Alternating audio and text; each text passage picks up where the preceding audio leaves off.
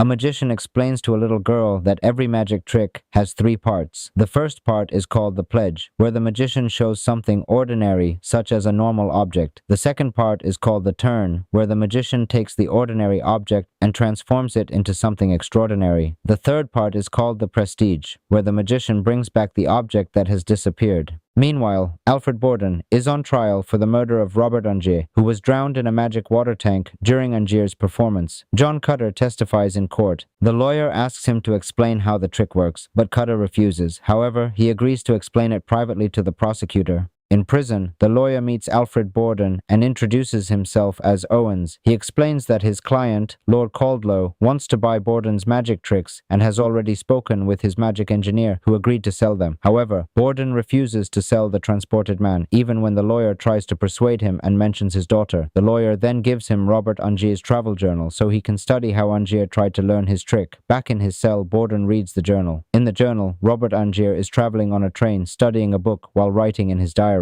When he arrives in Colorado, he goes to a hotel and speaks with a servant, explaining that he wants to go into the mountains and needs a guide. The next day, a horse-drawn carriage travels along a foggy road. Angier gets out and continues on foot until he finds a fence covered with warning signs. Behind the fence, he sees a building. When he touches the fence, he is shocked by electricity. A man comes out of the building and points a gun at him. The man recognizes Angier and introduces himself. Angier explains the purpose of his visit, but he refuses and closes the door. Earlier in their careers, Robert Angier and Alfred Borden began as audience volunteers who participated in magic shows, while John Cutter worked as the engineer behind the tricks. Alfred Borden says the show has started to become boring because the magician refuses to take risks or try new tricks, such as catching a bullet. However, everyone rejects his idea because it is considered too dangerous. Later, Borden explains that the Langford knot is tighter. Julia McCullough, Angier's wife, says she trusts him. However, John Cutter warns that the knot is not suitable for an underwater escape and could be dangerous, and Angier also strongly opposes the idea. John Cutter then challenges Angier and Borden to watch the performance of Chung-Ling Soo to discover the secret behind his aquarium trick. Whoever succeeds will get 10 minutes on stage. After watching the show, they see Chung-Ling Soo getting into a carriage. Borden says the trick is impossible and explains the magician pretends to be crippled and walks hunched over all the time. At a magic show, Alfred Borden becomes a magician's assistant, as promised by John Cutter, and brings a birdcage with a bird inside. However, a young boy in the audience starts crying, saying that the magician killed it. The magician then takes a flower, covers it with a cloth, and makes the bird reappear. Alfred Borden brings the birdcage containing the bird to the crying boy and explains that the bird is still alive. The boy asks, "Where is its brother?" Borden then says to the woman beside him, "Your child is very clever." The woman replies that the boy is actually her nephew. Later, in a room, Borden takes the crushed birdcage from inside a table and empties its contents. Outside, he meets Sarah Borden and her nephew, and he bribes the boy to keep quiet about what he saw. He walks Sarah home, introduces himself, and asks if he can come in for tea. Sarah refuses and closes the door, but after she shuts it, she suddenly sees Borden already inside the room, lifting the teapot and asking, "Milk and sugar?" They both laugh together. During a magic performance, Borden ties the hands of Julia McCullough using the Langford knot. Julia nods slightly in agreement. The trick continues as she is lowered into a water tank. Meanwhile, John Cutter prepares with an axe and watches the time, waiting for the signal from inside the tank, but no signal comes. Cutter immediately smashes the tank with the axe, but it is too late. Julia has already drowned before the glass can be broken. Robert Angier is devastated by the death of his wife. Later, he remembers the incident and tries holding his breath in a sink filled with water. In a warehouse, a triangular-shaped box with a flat top is shown. John Cutter explains to the prosecutor that it is called Angier's machine while opening its door. He continues by saying that the device was not built by a magician, but by a wizard, and asks what will be done with it after the trial. "It will be sold to a collector," the prosecutor replies. Cutter warns him not to do that because the machine is extremely dangerous. The prosecutor does not believe him, but Cutter insists that the device has no trick. It is real. Later, Alfred Borden attends Julia's funeral. Robert Angier approaches him and asks what knot he used. Borden simply replies that he does not know. At home, Borden happily learns that Sarah is pregnant. He excitedly explains his new trick and asks her to shoot him so he can catch the bullet. His wife worries that he could be killed, but Borden insists that the trick is safe. At a hotel, Robert Angier reads Borden's diary about that day. In it, Borden writes that he cannot remember whether he used a simple knot or the double Langford knot. He truly does not know. One night during Borden's magic show, he performs a ring trick, but the audience mocks him. Finally, he pulls out a pistol and points it at the audience, saying, "You came to see this, didn't you?" He calls for a volunteer. The volunteer takes the pistol, secretly loading something into it. Before firing, he asks Borden, "What knot did you use?" Borden still answers that he does not know.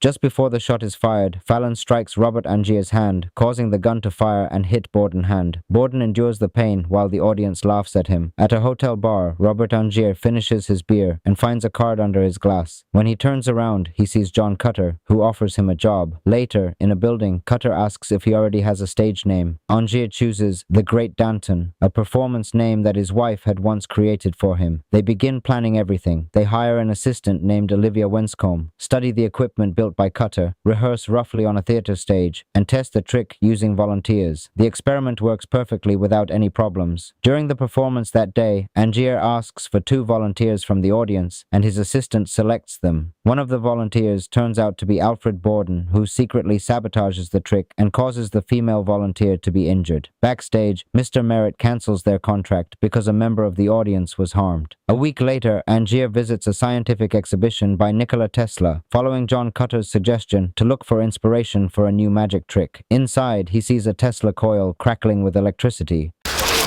But the event is shut down because the local authorities consider it unsafe. Outside, Angier follows Borden that he saw earlier at the exhibition. Angier secretly follows him and sees Borden happily spending time with his family. However, from Borden's diary, he realizes that Borden's life is actually unhappy because he longs for freedom. At a restaurant, Angier is approached by Tesla's assistant, Ali. The assistant picks up the diary on the table, and Angier explains that the journal is written in a cipher that changes every day. Even if someone knows the key, it would still take time to decode it. Angier then tears a design from the notebook and gives it to Tesla's assistant, asking him to build it. Meanwhile, in prison, Borden writes down the design of the transported man after meeting his daughter. He finally agrees to sell the trick to Lord Caldlow so that his daughter will be taken care of. However, a prison guard takes the paper Borden is working on and mocks him, saying he cannot even open a real lock. Borden calmly replies that maybe he is only stalling for time. One day he says he might simply open his hands and say, "Are you watching closely?" He then performs a small trick by tossing a ball and making it disappear. The trick appears to fail, and the guard laughs at him, asking how he was ever famous. Borden slowly walks backward and says, "Magic." The guard suddenly realizes that his legs have been shackled with Borden's handcuffs. Eventually, Nikola Tesla agrees to meet Angier. Tesla appears surrounded by arcs of electricity coming from metal spheres hanging from the ceiling.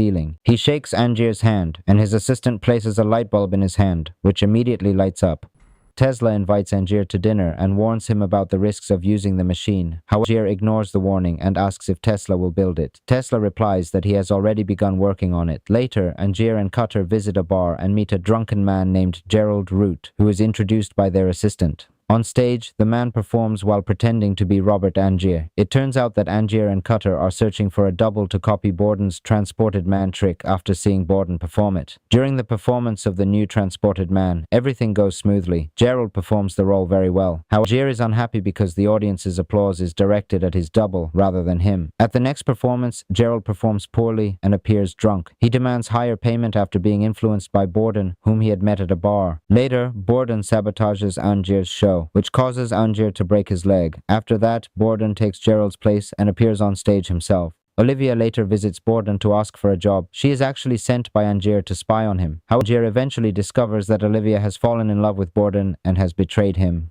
Olivia gives Angier an encrypted diary that is supposed to contain Borden's secret trick. Angier promises her that he will arrange a fake burglary at Borden's workshop so that she will not be implicated. Angier and Cutter then organize a plan to kidnap Fallon, Borden's assistant, and force him to reveal the encryption key to the diary. After discovering that the key word is Tesla, Angier travels to Colorado Springs. Angier storms into Tesla's residence in anger after discovering that the diary does not actually contain the secret behind Borden's transported man trick. He is also furious about Tesla's earlier failures. Nikola Tesla tries a new approach by using a cat cat in his experiment, but the result seems as if nothing has happened. Robert Angier becomes disappointed and leaves. However, outside Tesla's residence, he notices many hats scattered around the yard, along with the cat earlier. Tesla tells Angier that it will take several weeks to determine what is wrong with the machine. At a restaurant, Alfred Borden arrives drunk to celebrate discovering a new trick with his wife Sarah Borden, Fallon, and Olivia Wenscombe. He is intoxicated and behaves like a completely different person. At other times, however, he appears happy, and his wife realizes that he truly loves her. Later, Robert Angier returns to Tesla's residence, but finds it destroyed. He goes back to his hotel and discovers a box Tesla had left for him. Inside is a letter advising him to destroy the machine, but Angier ignores the warning and decides to test it. He prepares a pistol and places it near the machine. When he activates it, he suddenly finds a duplicate of himself standing directly in front of him. Angier immediately shoots and kills the duplicate using the gun he had prepared. Meanwhile, Alfred Borden's marriage begins to fall apart after his affair with Olivia is discovered. Outside the room, Fallon gently approaches Borden's daughter, lifts her into his arms, and carries her away. The next day, Sarah ends her life by hanging herself in Borden workshop. Later, Borden begins to doubt whether the diary truly belongs to Robert Angier after reading it. He tells Owens, the lawyer representing Lord Caldlow, and continues handing over his magic tricks.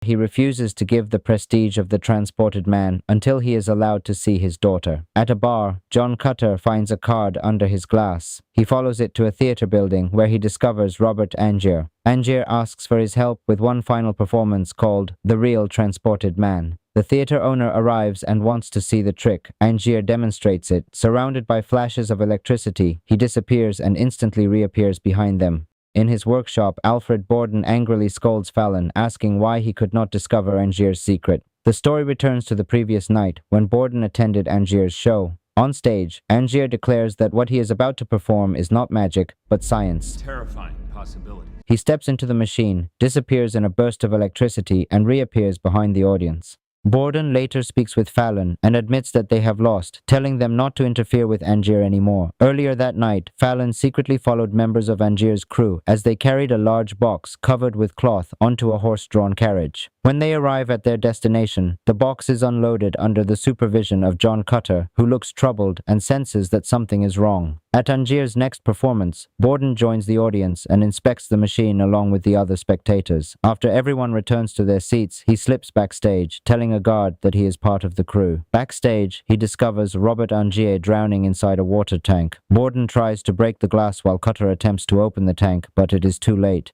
In prison, Borden is visited by his daughter and Lord Caldlow. At that moment, he realizes that Lord Caldlow is actually Robert Angier in disguise. Fearing that Angier might harm his daughter, Borden finally gives him the prestige of the transported man, but Angier tears the paper apart. At the trial, Alfred Borden is convicted of Robert Angier's murder and sentenced to be hanged. Later, Lord Caldlow's lawyer meets John Cutter. Cutter says he wants to buy the box, but the lawyer refuses because the box is something Lord Caldlow desperately wants. Cutter then asks to meet Lord Caldlow personally. After returning from the prison, Angier finds Cutter waiting for him. Cutter is shocked to see him alive after having previously seen Angier's body on an operating table. When Cutter sees Borden's daughter nearby, he angrily tells Angier that he has allowed her father to be hanged, while Cutter himself unknowingly helped him. Cutter explains that he came to buy the box so he could destroy it, but Angier refuses. In prison, Fallon meets Alfred Borden for the last time. Borden regrets not following Fallon's advice to stop interfering with Robert Angier. He apologizes for everything, especially for what happened to Sarah Borden, saying he never meant to hurt her. Before leaving, Borden tosses a ball, letting it bounce on the floor. Fallon catches it with a very sad expression and says goodbye to him. That same night at the theater, John Cutter and Robert Angier prepare the machine for the performance. At the same time, Alfred Borden is being led to the gallows. When they stop in front of the door, Borden calmly says, "Are you watching closely?" As Borden is about to be hanged, Cutter gives Angier one final warning backstage and then leaves. Borden delivers his final words. At the same time, Angier senses someone behind him. A ball bounces toward him, and he catches it. Then he is suddenly shot. The ball falls to the floor, and another Borden picks it up. Angier realizes the truth. They are twins. One of them has been living as Fallon. Borden explains that both of them are actually Borden and Fallon. They sacrificed their entire lives for the trick, their personal lives, their marriages, and even the woman they loved. Borden tells Angier that he never truly understood that level of sacrifice. Angier replies that he also sacrificed everything. He describes the fear he felt every time he stepped into the machine, never knowing whether he would be the man who appeared during the prestige, or the one who would die in the box. Borden tells him that he committed terrible acts for something meaningless. Angier disagrees and explains the feeling of performing, the moment when the audience is amazed, when he sees the wonder in their eyes. Then Angier collapses and dies. Borden leaves Angier's body lying on the floor in a room filled with rows of water tanks, each containing the dead body of another Robert Angier. Later, John Cutter explains the concept of magic to Borden's daughter. After Cutter secretly rescues the girl from Angier's estate, Alfred Borden arrives to take his daughter home.